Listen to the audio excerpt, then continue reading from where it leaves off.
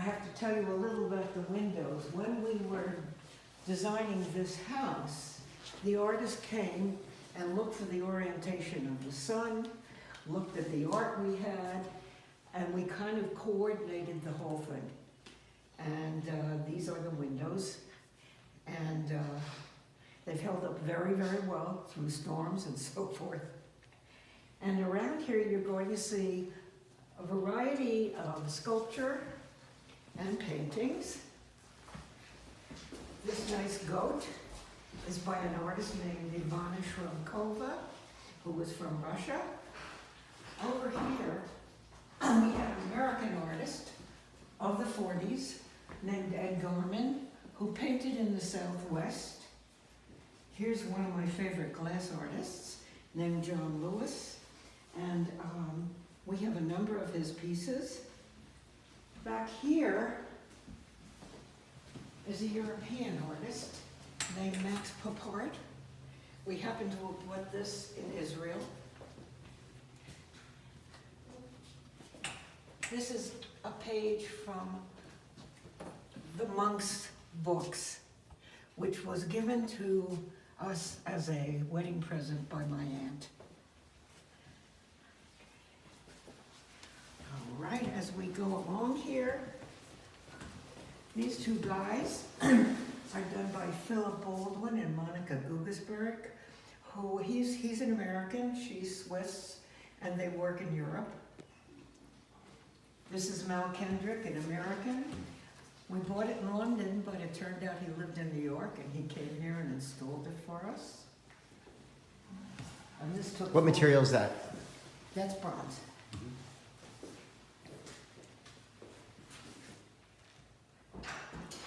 This is an American artist named Howard Gentry, and it took 4 guys to get this in the house. I'm surprised it took only 4. Yeah, exactly. What is the glass around the walls? It's all glass, and as the light comes through at different times of the day, it sort of glows. Wow.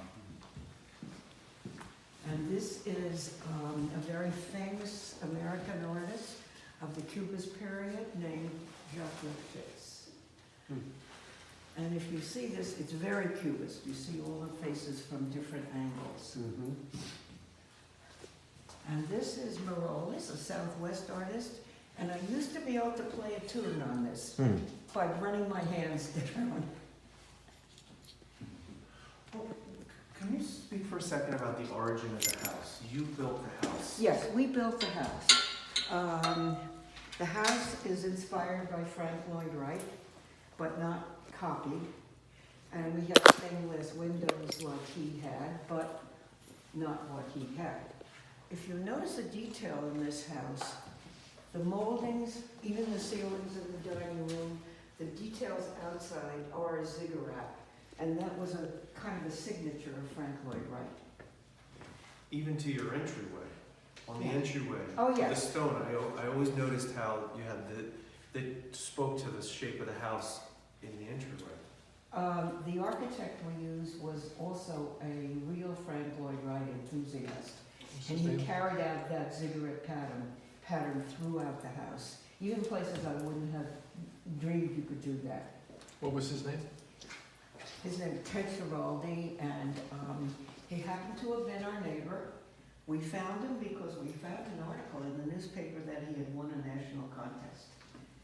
Was your neighbor in Muncie? Pardon? Was your neighbor in Muncie? Or No, we never lived in Muncie. He was our neighbor down the street here. Right. Right. We lived in New City. New City. Yeah. And he went on to Cornell to become an architecture professor. What year was the house built? The house was, it was 3 years in the making, from drawing board to moving in, 85 to 88. I was right. Based on your microwave. Okay, yeah, right, exactly.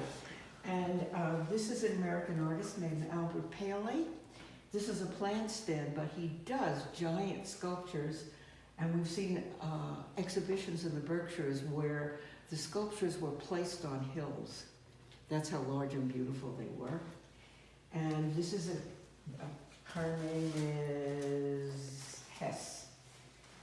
And this is another material, straw used to create art. And she's our little girl from San Francisco. The artist is Manuel Neri. And this you may recognize, this is a Louise Nevelson, and she's quite famous as an American artist of the 20th century. And she did all this stuff with found pieces. She'd go out, garbage cans, junkyards, and so forth, put it together and paint it and make an art piece. This is Terence Lanou, and it's interesting because it is layers of canvas, and it's loose.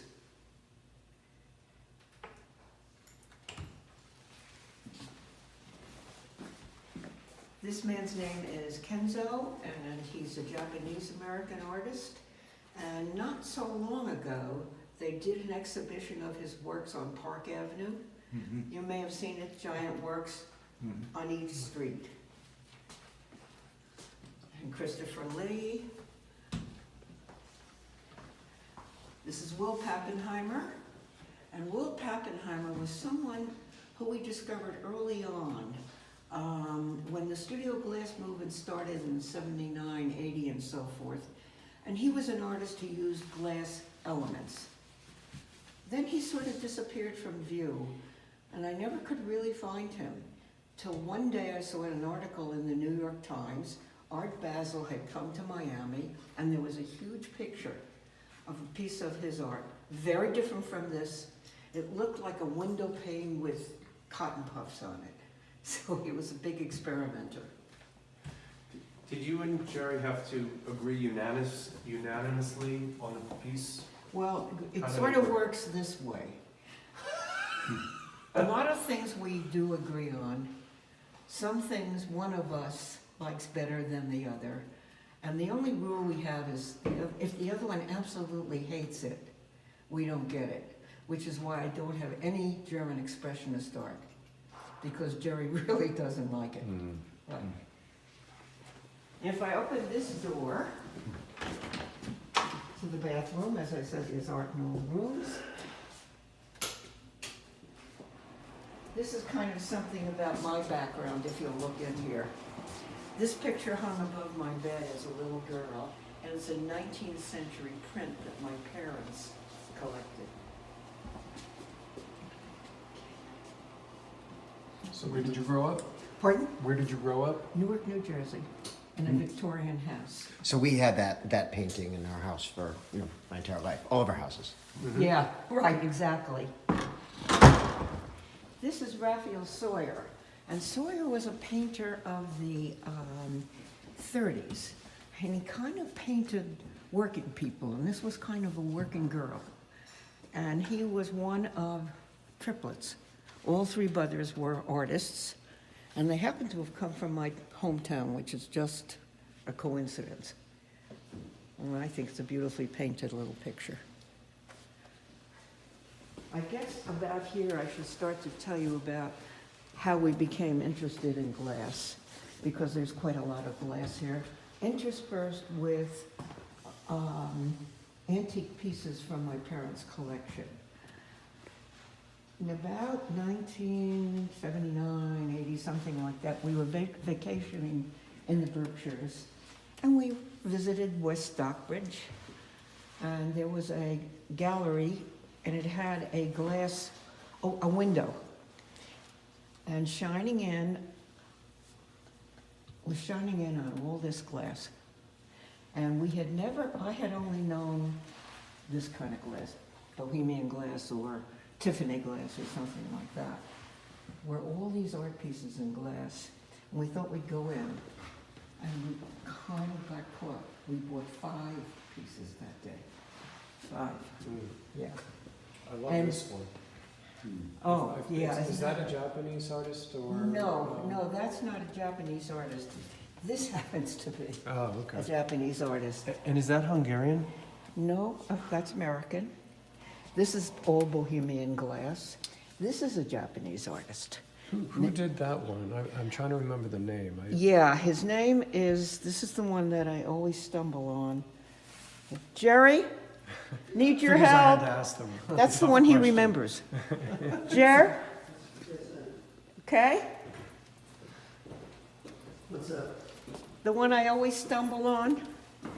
Michael Glancy. Michael Glancy. Yeah. Okay, and he worked with, this is that kind of electroform metal with the glass. Mhm.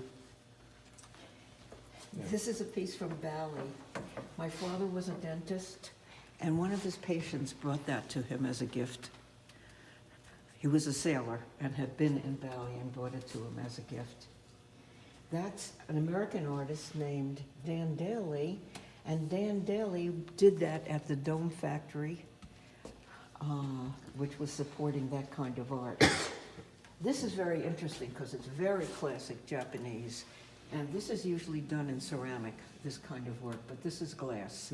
His name is Fujita, and he's considered a national treasure in Japan. Right. And it's real gold, I would think. He uses real Oh, gold. yeah, oh, yeah. And when we were in Japan, we found him. He lived outside of Tokyo, and we did not have one word in common that we could understand, but somehow we communicated. And he served us tea, and we bought this piece and another piece that day. This is an artist named George Gross, was born in Germany, came to this country in, I guess, about the 30s.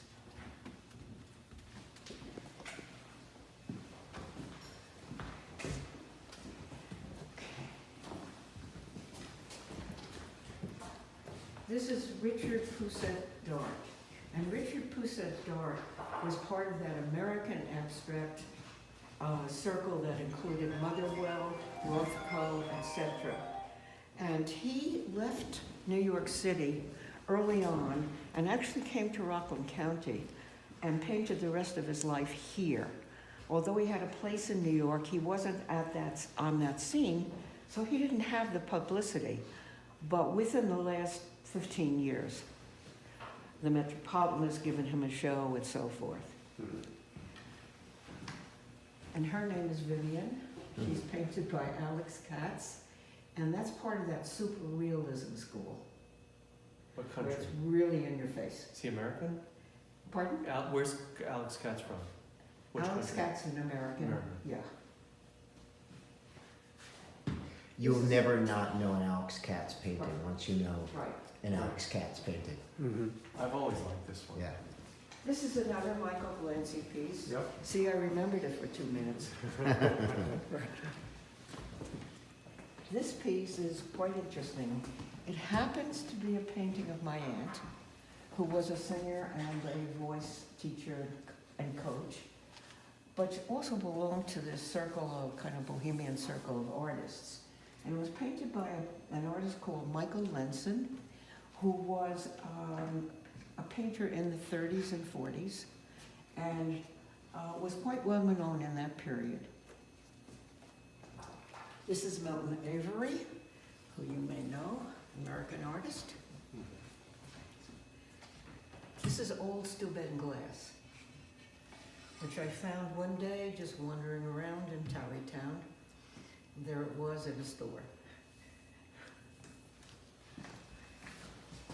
This is done by the father of the American studio glass movement named Harvey Littleton. And Harvey Littleton was a professor at the University of Wisconsin, where both Jerry and I went to school, and where one of our children and 2 or 3 of our grandchildren had gone to school. He was a ceramics professor, and he got together with a chemist, a glass chemist from Toledo, and they invented a small kiln, a small furnace that you could melt glass in. Glass has to melt at a very, very high temperature. And formerly, glass artists had to work in those big commercial factories and get whatever time they could get from the factory to do their work. Once this small kiln oven was invented that an artist could have in his backyard, It sort of really helped the studio glass movement kind of burst open. And when was that? Around? It's mid-70s, Okay. maybe a little earlier than that, maybe earlier 70s. The furniture in here was done by an American artist named Sullivan.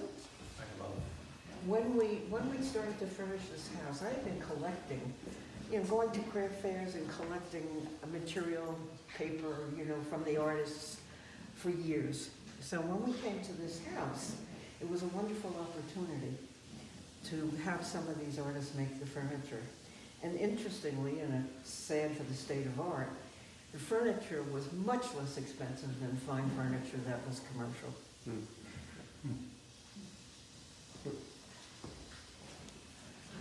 Did you ever have to yell at David about playing ball in the house with all this glass?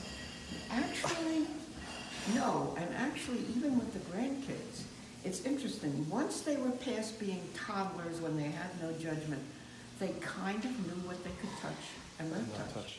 And There here were a lot of is one grandchildren of there. David's favorite pieces, done by an artist named Harvey Littleton.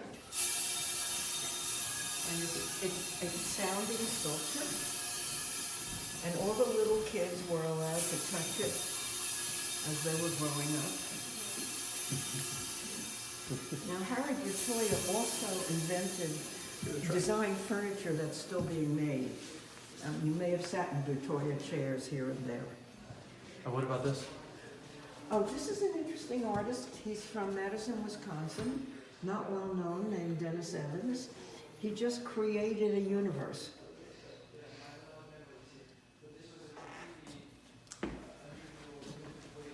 And here are a lot of our antiques. About half are from my parents' collection, and half we've added to. So they're porcelains of the really 19th century. And other pieces do that in glass. Okay. I don't know whether there's anything in the kitchen. Go down. Okay.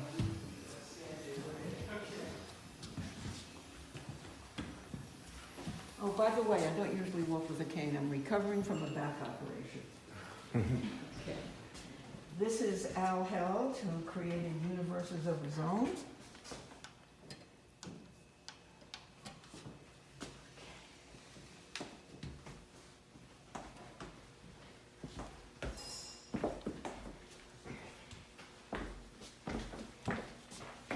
Did any of you ever read the cartoon Mouse? M-A-U-S by Art Spiegelman? Art Spiegelman did this print at the press at the University of Wisconsin. If you look closely, this path is a swastika. This is a picture of a crucifixion of a Jew. These, he says, are his parents, presented as mice, as they did in the cartoon Mouse, wearing the star that they had to wear in Germany, and escaping. And he says, this is him with his kids on 57th Street, hailing a taxi. What's this? That's a what are glass piece done by floor mason Joey Kirkpatrick, artists who worked together and worked with a more famous artist named William Morris. I think I have some of his pieces here. We were in Australia, which has an active craft movement, and we went to see the art that they have. They're especially big in glass. And this was the senior thesis piece of an American who happened to be studying there.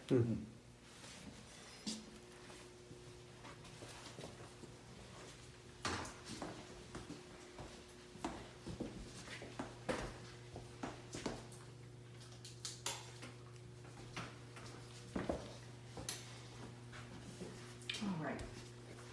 This again is a piece by Harvey Littleton, who was the father of the American studio glass movement. We saw the spires in the dining room. And this is one of a fairly typical piece where he did these loops and bent the glass in that special kind of way. I think I remember pulling the color through was also a real innovation. Yeah, yeah. And if you walk past this piece, this is a Czech artist, it will change color as you walk past. Oh, wow. And if you stand back from this one and walk toward it, you'll see what happens. Oh, my.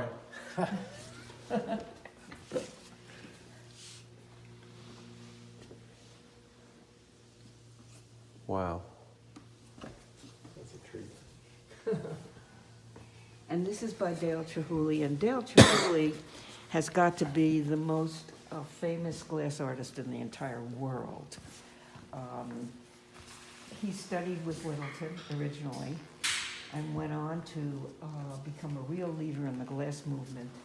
He has worked all over the world, done installations all over the world. He went to Venice and proposed that he hang glass chandeliers over their canals. I don't know if any of you've seen any of his installations all over the world. He went to Israel and to the Garden of David or something. Why he did this and how he did it, he had a friend who was in the shipping business, and they transported blocks of ice to this garden in Israel, where the ice would melt slowly over many, many, many, many months. And he created this glass garden in front of it. And he's done that sort of thing all over the world. He was at the botanical gardens here. He was in Ireland doing the same thing, right? Over here, we have a kind of international group. This is Erwin Eich from Germany, David Ricci from London, John Lewis, who did that table in the hall, Mark Pizer, and you can see the interior staircase here. Okay.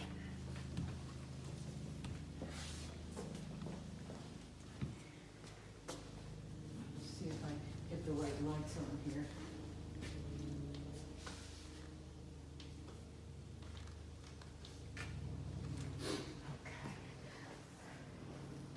This first from the optical art period. His name is Jesus Soto, and if you look at it long enough, it kind of moves.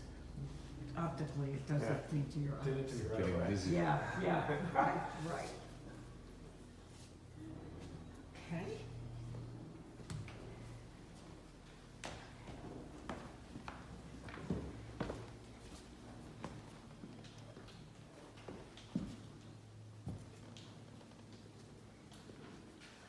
Above you, you see our glass ice cubes. hanging Sorry? From the ceiling. Glass ice cubes.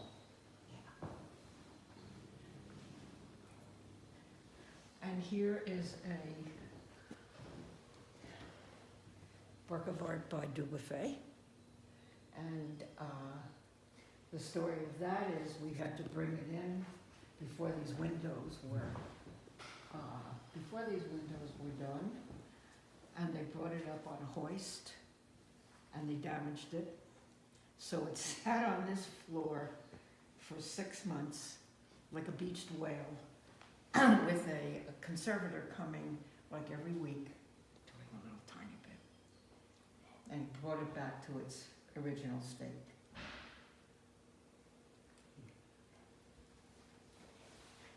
And here's some of the beautiful optical glass done by glass artists. Over here, this is Stephen Weinberg, and you also can see that he has an interior staircase.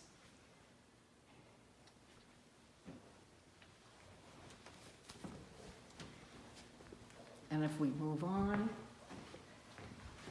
this is Lucio Bubacco from Murano in Italy.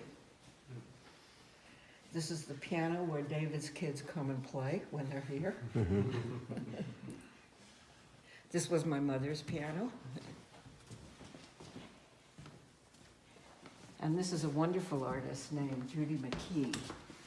And this, of course, is absolutely inspired by the Art Nouveau period. You can see the curves in that, and the snake motif that they used.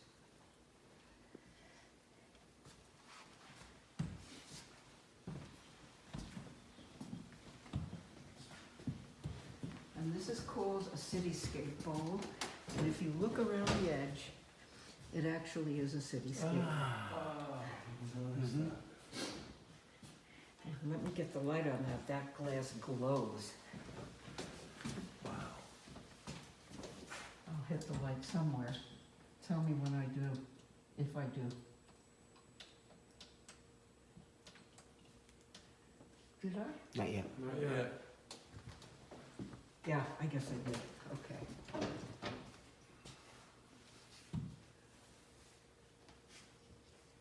And this is one of the treasures of our collection.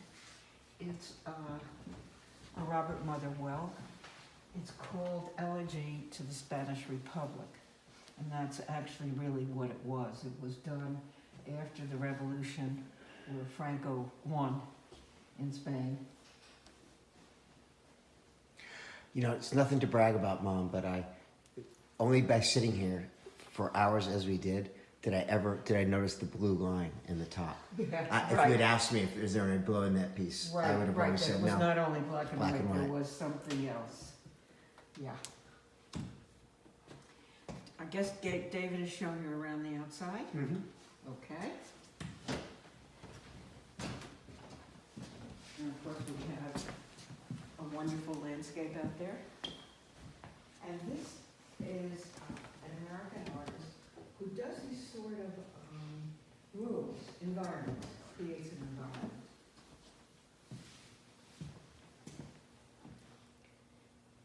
And in the corner is an English sculptor named Lynn Chadwick.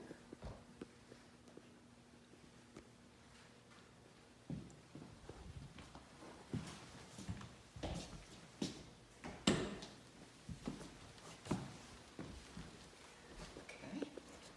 This is another treasure. This is Alexander Otropenko, and this is from the beginning of the century. The last century. The last century. Yes, that's exactly right, the last century. That's all right, I'm still in the 20th century. That is Laurent's favorite piece. Pardon? My friend Laurent, it's his favorite piece whenever It's he his comes here. favorite He piece? hugs it, yes. Yeah, yeah. And this looks like a Rothko. It is not a Rothko. It's John Opper.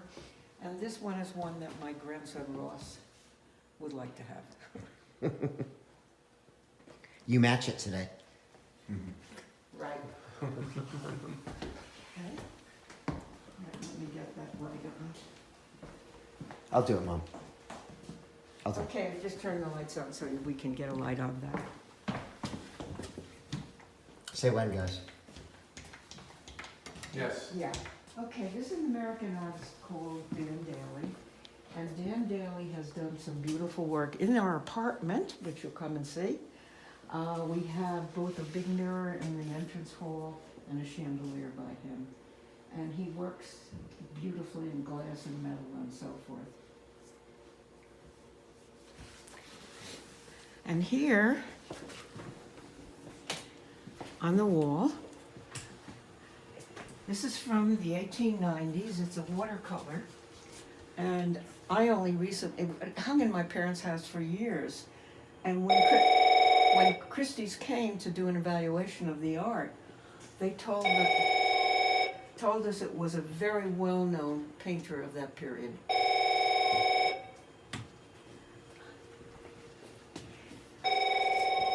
This is Hans Hofmann. Great piece. This piece is done by Olga de Amaral. And you can see the work on it. And she's from South America. And she's quite elderly now. And it's only in the last 10 years that South America has discovered her, and her prices have skyrocketed. Meanwhile, she was an artist getting along, making a living. But they have really discovered her now. And she does this beautiful interweaving of leather and so forth. What country from? You know? I'm not sure. I think it might be one of the northern ones like Colombia or Venezuela.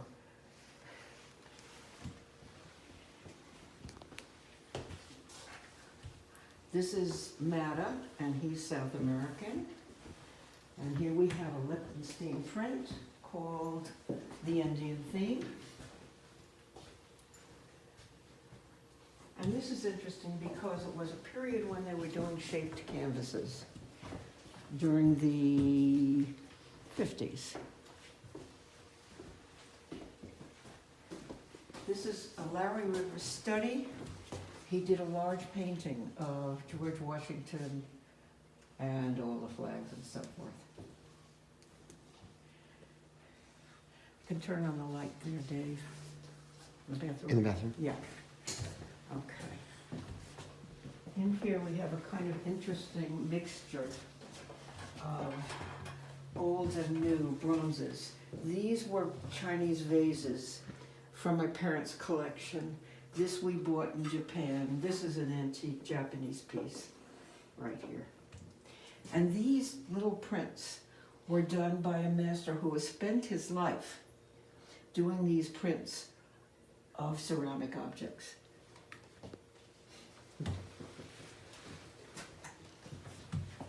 Okay.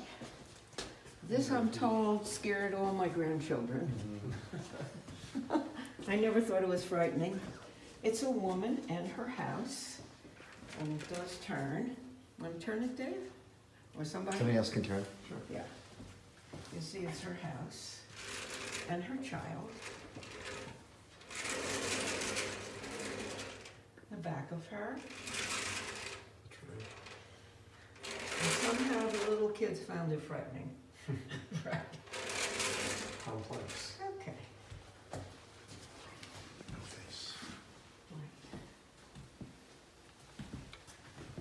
This is a portrait of me at 7, done by that artist Michael Lenson, who painted my aunt. This is Richard Linder. He was a German who came here from Berlin. And he looks very much like the art in Germany of that period. And if you notice the women who seem to be very tightly held in, his mother was a corseteer. That's how she earned a living. So he saw corsets all over the place. And a Picasso print. And probably the second most famous glass artist in the country. And his name is William Morris. And to me, this has always looked like an archaeological, kind of find.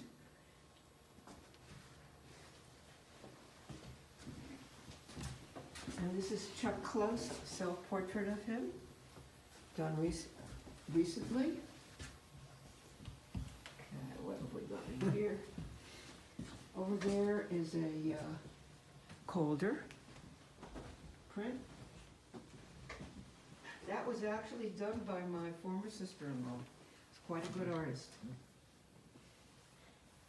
And that was done by Stanislav Lubensky, who is the foremost glass artist in Czechoslovakia, and taught a whole generation of glass artists who themselves became well known. Did he do the one of the stairwells, one of the little stairs ones over there, in the three,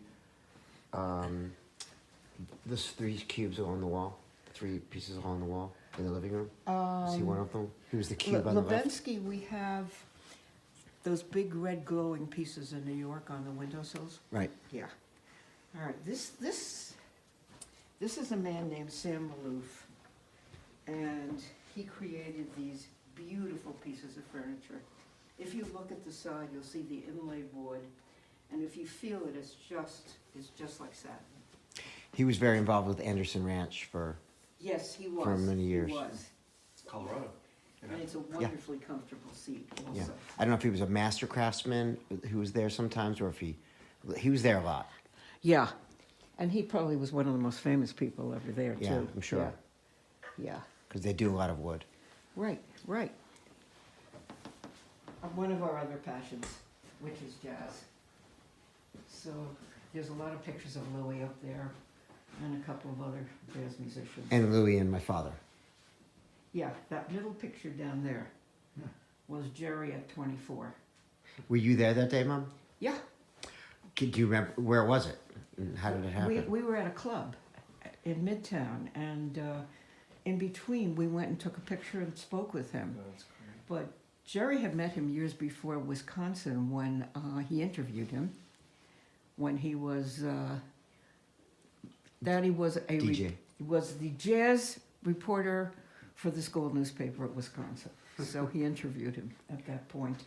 And we had once gone down to see him in Chicago when we were kids at school. So just don't disabuse me of this story, but I tell everybody that Daddy dragged you around, like to see Louis, like guys would drag their girlfriends to follow the Grateful Dead in future eras.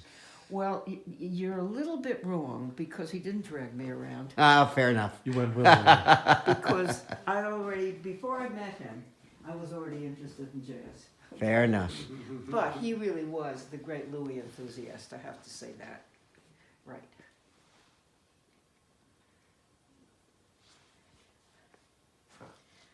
Okay, I guess there's a few things in here.